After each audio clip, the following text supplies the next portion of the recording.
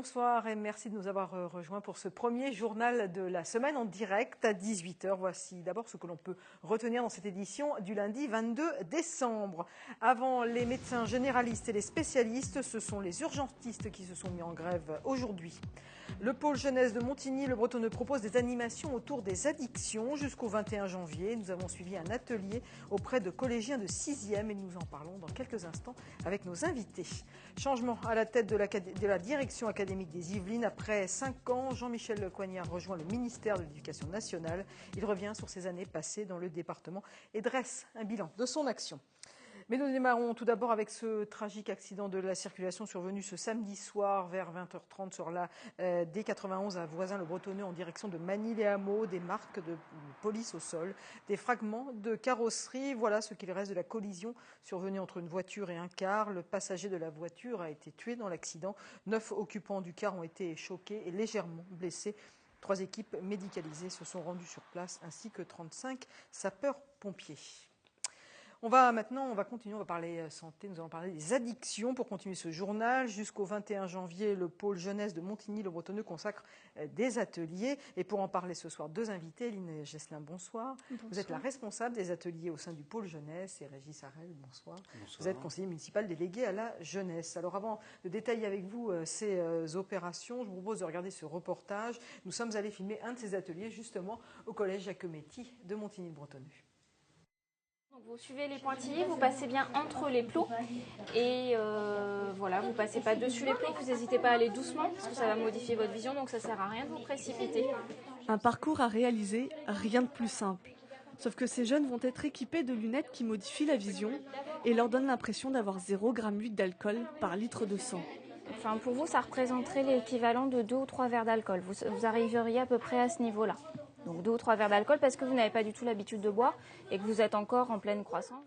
Les effets sont immédiats, des marches hésitantes, plots déplacés. La sensation d'être renversé, un peu comme si on allait tomber tout le temps. Ça donne envie de vomir parce qu'on a mal à la tête et on a le vertige.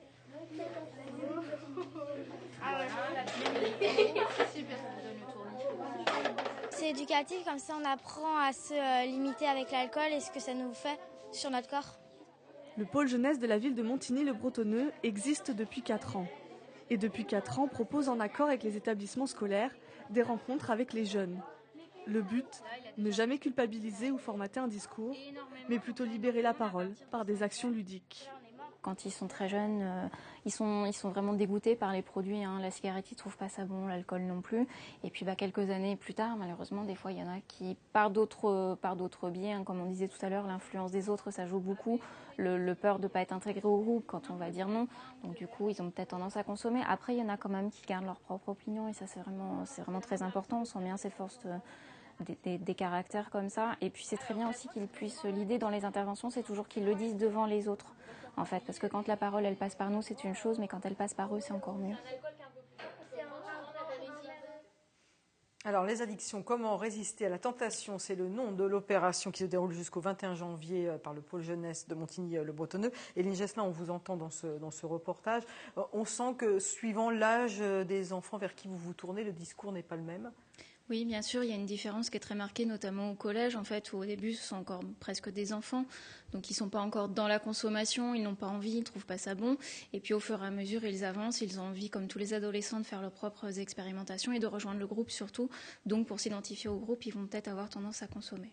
Comment vous arrivez à libérer la parole? Parce que est-ce que le côté ludique fait justement qu'ils se libèrent un peu et qu'ils peuvent raconter un peu de leur vie quotidienne? Bien sûr, le côté ludique, quand on passe par le jeu, ça passe tout de suite beaucoup mieux. Et puis le fait après de leur montrer qu'on n'est pas un professeur, qu'ils ont droit, même si on respecte des règles, de s'exprimer en toute liberté, qu'on est là pour parler de ces sujets-là avec eux, et que c'est une réelle chance pour eux de pouvoir s'exprimer sur ces thématiques-là.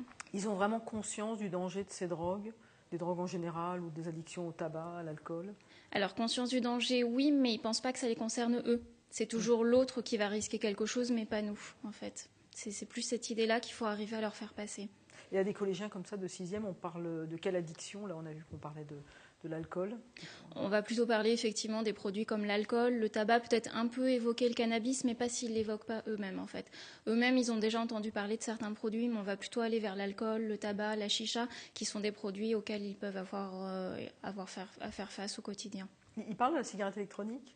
Oui, un petit peu, ils en ont entendu parler, donc ils vont commencer à l'évoquer. Là, on vous a vu, vous étiez au collège Jacquemetti. Il y a aussi d'autres collèges qui vont être concernés à Montigny par ces ateliers? Oui, bien sûr. Cette année, nous allons aussi au Collège des Prés au mois de janvier et puis le Collège de la Coudre en suivant, puisqu'on a la chance de pouvoir travailler avec tous les établissements de la ville et notamment les collèges. C'est les collèges, pas dans les lycées, pas dans les écoles primaires, parce que c'est trop tôt dans les écoles primaires?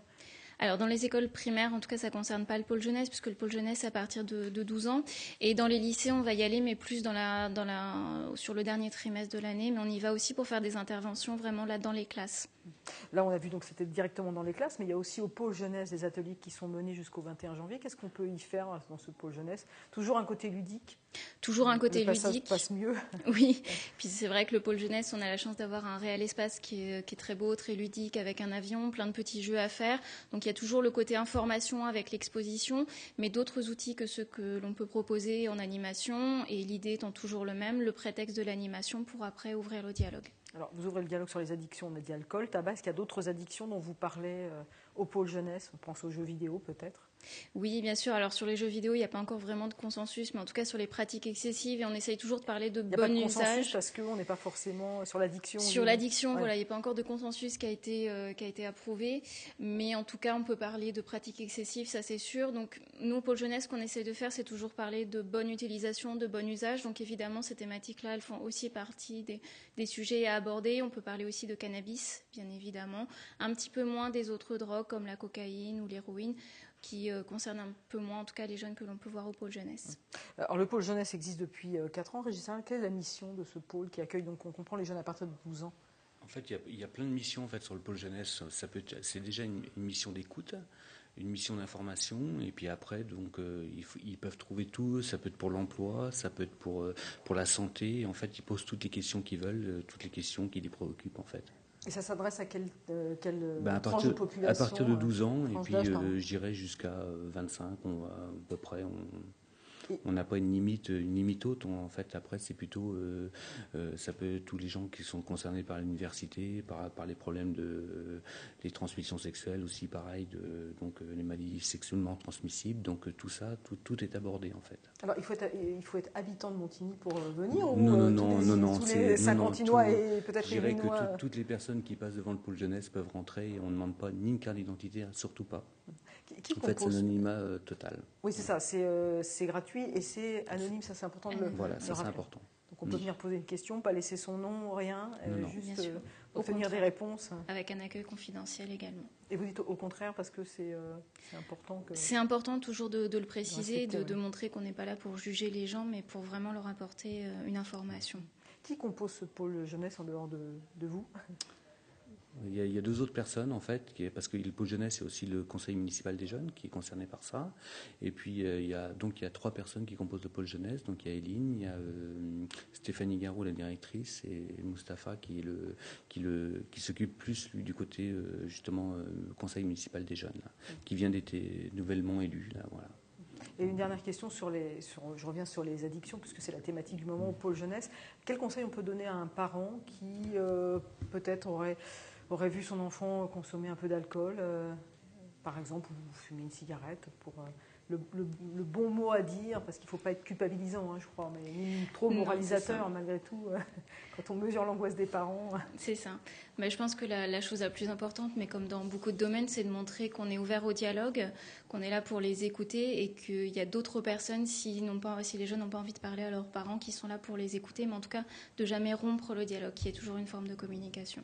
Très bien. Merci en tout cas à vous deux d'être venus sur le plateau du journal, donc nous parler à la fois du pôle jeunesse et donc de tout ce travail qui est fait autour des addictions, et ça sera jusqu'au 21 janvier. Merci à vous deux d'être venus. Merci. On va continuer, on va parler éducation maintenant. Jean-Michel Coignard aura été directeur académique pendant 5 ans dans les Yvelines, un mandat assez long. Il a quitté ses fonctions vendredi dernier pour rejoindre le ministère de l'Éducation nationale. Il nous a reçus quelques heures avant de quitter son bureau pour nous dresser un bilan de son action. Bonsoir Jean-Michel Coignard. Bonsoir. Vous quittez vos fonctions après 5 ans en qualité de directeur académique des Yvelines. Je vais rappeler brièvement votre parcours. Vous êtes titulaire d'un DEA de psychologie de sciences de la formation. Vous avez exercé comme instituteur avant de devenir en 92 inspecteur de l'éducation nationale. Vous avez fait un crochet par le ministère de Xavier Darcos en tant que conseiller technique sport, handicap et santé scolaire. C'était en 2008, vous vous en rappelez? Bien sûr. Voilà. Et puis il y a 5 ans, vous êtes donc devenu directeur académique des Yvelines. Là, vous quittez la direction pour rejoindre à nouveau, j'ai envie de dire, le ministère de l'Éducation nationale pour une mission de 3 ans. De quoi s'agit-il? Oui, en effet, une nouvelle mission se constitue auprès du secrétaire général du ministère de l'Éducation autour de la politique du haut encadrement. Il s'agit en fait de faire vivre les viviers de ceux qui deviendront inspecteurs d'académie ou secrétaire général d'académie ou encore chef de service au ministère ou encore directeur général de service en université. Vous êtes arrivé à la direction académique ici des Yvelines il y a 5 ans. 5 ans, c'est pas mal. C'est un beau mandat. Ouais, c'est un beau mandat. C'est rare, 5 ans, non? Les inspecteurs d'académie restent de moins en moins longtemps, en effet.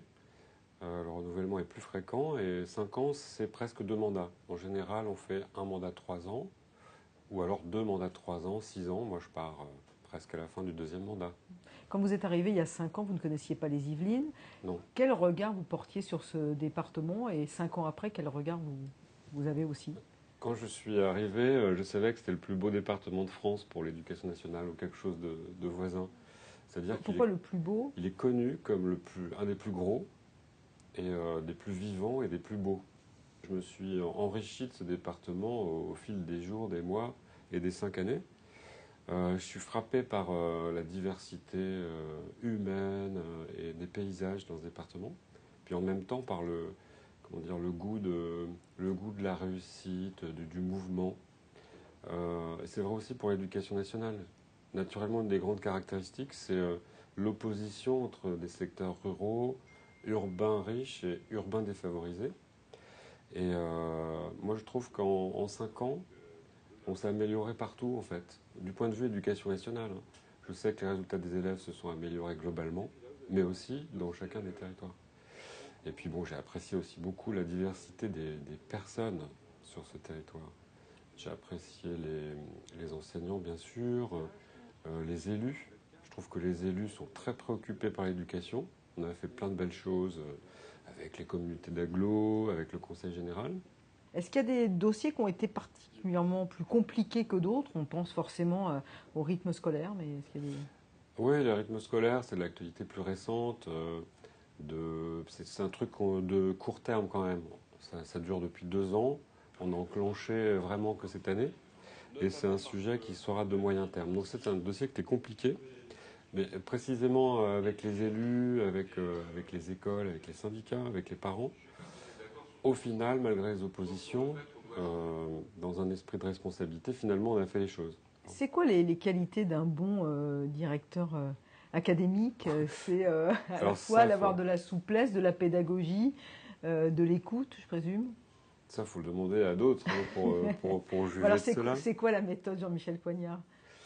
Écoutez, moi, je crois, après avoir fait ça avec passion de longues années maintenant, je crois qu'en fait, on n'a tout d'abord aucun pouvoir réel. On n'en a qu'un, c'est celui que les autres vous donnent.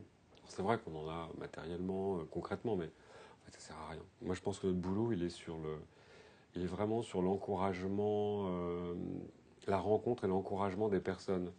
Donc, il faut donner confiance à tout le monde. Il faut toujours être positif. Il faut dire que tout le monde fait du bon travail et le montrer. Il faut dire que les élèves sont des pépites. Hein. On le dit pas assez, ça, tout le monde noircit tout, mais il faut montrer qu'on a des résultats. Et c'est vrai, dans les Yvelines, il y en a. J'ai oublié de dire que dans les années où j'ai été là, on a vu progresser les résultats des élèves de façon étonnante. Hein.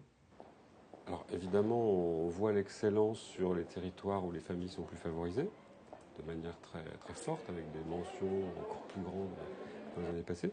Mais sur les territoires plus défavorisés, je donne un exemple parmi d'autres, on a doublé le taux d'accès au baccalauréat dans les quartiers défavorisés. En bref, il faut à mon avis essayer d'être influent, ramener tout le temps tout le monde à l'essentiel. L'essentiel, c'est qu'on est là pour les autres, on est là pour les enfants. et que globalement, ça doit se faire avec une confiance dans l'avenir et puis beaucoup de modestie, d'humour, de distance. Et voilà, c'est un boulot de l'humanité. Hein. Il y a 30 000 personnes qui travaillent autour des enfants et des plus jeunes dans l'éduc, dans le département. Donc faire des circulaires, c'est bien, mais en fait, il faut plutôt être près d'eux, à mon avis, et puis être directif parfois, mais surtout leur donner confiance dans ce qu'ils font. Je crois que c'est l'essentiel. Même chose avec les élus, il ne faut jamais oublier qu'on n'est pas tout seul. L'éducation nationale, c'est une des compétences majeures, certes, mais on la partage avec les maires, les conseils généraux, le conseil régional. Et là aussi, il faut être convaincant, certes, mais il faut travailler avec. Voilà, ça fait déjà 2 angles d'attaque sur ce métier particulier. Parmi les beaux sujets qu'on a eus, il y a tout ce qui concerne l'éducation prioritaire. Donc c'est d'actualité, la carte vient d'être revue. Moi, je suis heureux des résultats qu'on a pu obtenir. Enfin, c'est pas moi qui les obtiens, hein. J'ai juste aidé à ce qu'ils arrivent dans les différents sites.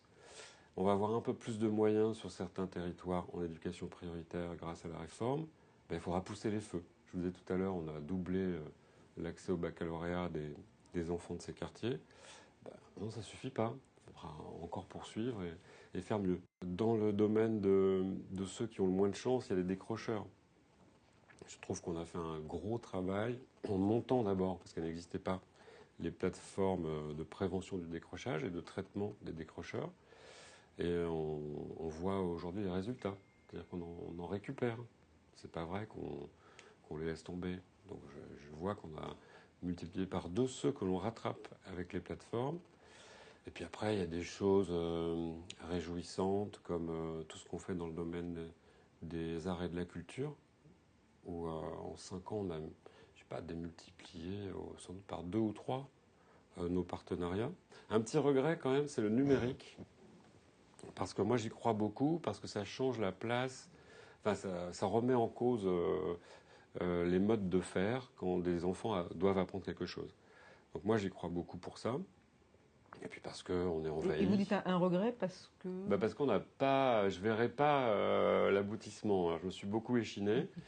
Et pour l'équipement dans les écoles et dans les collèges, même si je sais qu'il y a un plan de développement du numérique dans les collèges, il y a 3 ou 4 ans, j'étais déjà à pousser donc, pour ça. Et je ne l'ai pas vu. Donc j'ai un petit regret. J'avais un projet de convention d'équipement numérique de toutes les écoles. On n'a pas pu la signer, donc on n'a pas pu progresser autant que je le souhaitais. Mais enfin, les débuts sont là. Je sais que ça se poursuivra. Moi, j'ai équipé, par exemple, tous les formateurs des écoles du département, donc des enseignants, de matériel. Cette année, je pars alors qu'on a réussi à avoir pas mal de moyens pour faire ce qu'on appellera des ambassadeurs du numérique. En fait, ce sont des profs, mieux formés que d'autres, qui emporteront leurs vidéoprojecteurs portatifs partout où ils seront. Donc voilà, ça à suivre. Mais alors à suivre justement, c'est quand votre... on prend du retard des fois à l'allumage, c'est pour être meilleur à l'arrivée. Quand vous dites à suivre, donc c'est peut-être le message adressé à votre successeur qui a déjà été nommé. Hein, il s'agit de Serge Clément, il arrive de la Loire. De Saint-Étienne. De Saint-Étienne. Là, je présume que la transition est en train de se faire, Absolument. de s'opérer. Et du coup, c'est quoi le conseil que Jean-Michel Coignard peut donner à Serge Clément ? Écoutez, je peux le dire en public comme je lui ai dit. Hein. Je lui ai dit la première chose, c'est d'essayer de rester dans un esprit d'ouverture et d'aller voir les pépites qu'il y a dans le département. Il ne faut pas s'enfermer dans son bureau et faire le techno. On a un super équipement technique, là, avec tous les collègues qui travaillent à l'inspection académique. Non, il faut être dehors, il faut aller voir les personnes, et il faut avoir un esprit de projet. Je lui ai dit beaucoup ça. Puis le reste c'est juste de la connaissance. Hein. Il y en a plein des placards, là. Ça, on le découvre et puis on l'apprend petit à petit. Merci Jean-Michel Coignard. Je vous en prie, c'était un plaisir. Et puis bonne à continuation. Bientôt. Oui. Au revoir. Merci. Voilà pour l'entretien avec Jean-Michel Coignard réalisé vendredi dernier. Les urgentistes en grève ce lundi partout en France, y compris dans les Yvelines. Les praticiens hospitaliers réclament une réduction du temps de travail à 48 heures hebdomadaires contre une soixantaine actuellement, ainsi que la valorisation de leurs heures supplémentaires au-delà de 39 heures. Un mouvement initié par l'AMUF, l'Association des médecins urgentistes de France. Une mobilisation forte, près de 80% de ces médecins ont répondu à l'appel en France. C'était également le cas dans le département aux urgences de Versailles ou encore celle de Rambouillet où 100% des praticiens étaient en grève. Un mouvement toutefois sans conséquences pour les patients puisque les urgentistes sont réquisitionnés pour le fonctionnement du service. Pour le public et les patients, il y a peu d'implications puisque tous les urgentistes sont assignés pour venir travailler. Donc les urgences sont assurées. La revendication principale, ce sont sur les heures de travail. On voudrait que le nombre d'heures travaillées dans les services d'urgence soit de 39 heures, que s'il doit y avoir des heures supplémentaires, ce ne soit pas sur des heures de soins et qu'elles soient payées. Il y a aussi des revendications d'ajustement sur les gardes, pour que les gardes soient payés, quel que soit le statut, de la même façon. Voilà les principales revendications aujourd'hui pour les médecins urgentistes. Et les cadres de l'AMUF ont effectivement continué les discussions avec le ministère. Il faut que l'ensemble, comme dans tout mouvement syndical, il faut que l'ensemble des représentants du syndicat se mettent d'accord. Il y aura de nouveau ce soir un conseil d'administration et demain matin une assemblée générale où, au vu de la décision de l'ensemble, les gens diront oui, on accepte ces premières avancées ou non pour continuer le mouvement de grève. Voilà, donc on saura demain si le mouvement ou non est maintenu chez ces médecins urgentistes. Et dans un sondage publié ce matin, 63% des Français étaient solidaires du mouvement. Alors vous, justement, comprenez-vous le mouvement des urgentistes? C'est notre question du jour. Oui, je comprends la grève des urgentistes. Ils ne sont pas suffisamment payés par rapport à tout ce qu'ils font et la fatigue doit gêner leur travail. Je pense qu'ils ont besoin d'une meilleure organisation à leur travail. Je pense que c'est pas au sujet des salaires, pas seulement. C'est sûr, ouais, parce qu'avec les horaires qu'ils font, je pense que c'est un peu rock'n'roll, quoi. Et ça risque d'avoir des incidences sur les soins, tout ça. Tout ça, ce sont des dossiers un peu compliqués qui remettent en cause toute l'organisation du système des soins. Et donc je pense que le problème, c'est qu'il n'y a pas eu de réflexion globale au niveau gouvernemental pour organiser cette offre de soins. Et donc tant qu'on n'aura pas refait cette remise à plat, je pense qu'on aura toujours des problèmes de ce type-là. Allez, on change totalement de sujet. Connaissez-vous le scrapbooking? C'est un loisir créatif de plus en plus tendance, un mélange entre bricolage, décoration et création. Il s'adresse aux petits comme aux grands. À l'Office de tourisme de Saint-Quentin en Yvelines, des ateliers gratuits sont proposés aux enfants. Florane Parfait et Elodie Moine. Là, je vous donne les consignes et après, on va bricoler ensemble. Ça, les carrés mousse relief, c'est facile. Du papier cartonné, quelques strass et du scotch, mais avant tout, il faut des mains agiles et de l'imagination pour faire du scrapbooking. C'est ce que nous confie Valérie Madier, animatrice et gérante de l'atelier Lily Pot de Colle. Le scrapbooking, ça veut dire faire avec des petits bouts, faire des albums un peu avec tout ce qu'on trouve. Ça vient un peu des navigateurs qui faisaient des albums de bord, en fait, avec tout ce qu'ils pouvaient trouver au cours de leur voyage. Et là, l'idée, c'est de soit faire des albums photos, d'embellir des photos, de mettre en scène des photos, soit de réaliser de la carterie. Justement, aujourd'hui, c'est une carte que les enfants doivent réaliser. Valérie leur montre un modèle, les étapes et la machine à découpe pour confectionner leurs œuvres. Même les plus petits s'en sortent bien. J'ai collé un truc, le mot Noël, et là je vais coller des petites paillettes pour faire le tréma. On crée des choses et du coup on peut les envoyer à nos amis, à nos papiers-mamies et tout ça. À l'origine, c'est un loisir créatif à destination des adultes créé il y a une dizaine d'années aux États-Unis. Ça reste en vrai développement actuellement et surtout dans une période où les gens ont besoin de se faire plaisir et de réaliser des choses par eux-mêmes. Le scrapbooking, un jeu d'enfant qui plaît aux grands, il suffit juste de s'y coller. Jolie la fin. Allez, du sport pour continuer avec l'exploit du week-end. C'est peu de le dire, c'est en Coupe de France de basket et cela s'est passé du côté de Maurepas. Le petit pousset d'excellence a éliminé l'ogre de National 3 Barjouville en 128e du Tour de Coupe de France. 3 divisions d'écart entre les deux clubs. Dans un gymnase de la Malmedonne, vous le voyez sur ces images, plein à craquer, les Maurepasiens partaient avec 20 points d'avance en raison de l'écart de 3 divisions. Grâce à une défense très agressive, les joueurs d'Eure-et-Loir remontent rapidement leur handicap. À la mi-temps, Barjouville bascule en tête avec un point d'avance. Mais c'était évidemment sans compter sur l'ambiance dans le gymnase et la magie de la Coupe de France. Le suspense va durer jusqu'à la dernière minute, à 22 secondes du buzzer. La défense du BCM tient bon et obtient une dernière possession pour repasser devant et s'offrir la victoire. Maurepas s'impose 89 à 87 et réussit le plus grand exploit de son histoire en Coupe de France. C'est indescriptible. Sincèrement, qui aurait pu miser une pièce sur nous? Mais bon, voilà, c'est un groupe qui travaille dur toute la saison. On est invaincu en championnat. C'est qu'une récompense par rapport à tout ce qu'on travaille depuis 3 ans. Voilà, si vous voulez continuer à vibrer avec les Maurepasiens, ne manquez pas dans quelques instants le 7-8 Sport. Anthony Reich reçoit le président et l'entraîneur de ce club de basket. Voilà ce qu'on pouvait dire dans cette édition du 22 décembre. Merci de votre attention. Rendez-vous demain en direct à 18h. D'ici là, bonne soirée.